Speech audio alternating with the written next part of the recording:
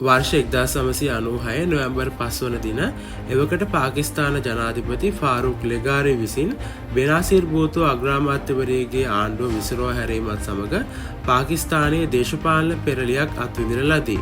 ආණ්ඩු ක්‍රම ව්‍යවස්ථාවේ 58 B වගන්තය යටතේ සිදු කරන ලද මෙම පියවර මගින් ජාතික සභාව විසිරවා හැර භූතෝ අග්‍රාමාත්‍යවරයාගේ ධූරයේ දෙවන ධූර කාලය අවසන් කළේය.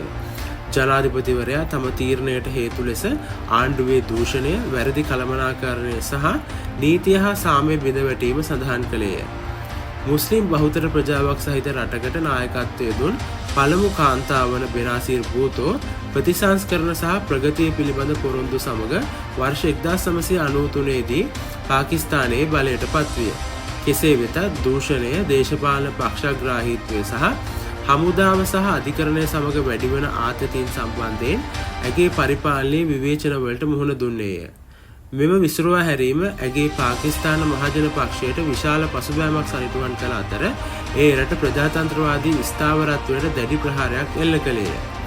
බෙනාසිර් භූතෝගේ ආණ්ඩුව ඉවත් කිරීමෙන් පසුව භාරකාර පරිපාලනයක් පත්කර නව මැතිවරණයක් පවත්වන ලද අතර එමගින් නවාස් ෂරීෆ් නැවත බලයට පත්විය. මෙම සිදුවීම පාකිස්තානයේ සිවිල් ආණ්ඩුව ඔවුන්ගේ දූර කාලය සම්පූර්ණ කිරීමට පෙරලා දැමීමේ පුනරාවර්තන චක්‍රය ඉස්මතු කළේය.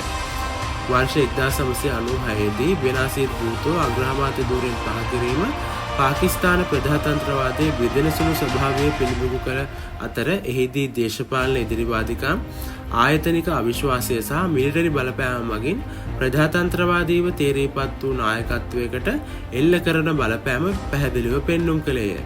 ඒ අනුව එය පාකිස්තානයේ කැළඹිලි සහිත දේශපාලනික ඉතිහාසයේ තීරණාත්මක මොහොතක් ලෙස ඓතිහාසිකව සලකුණු වී ඇත. ස්තුතියි.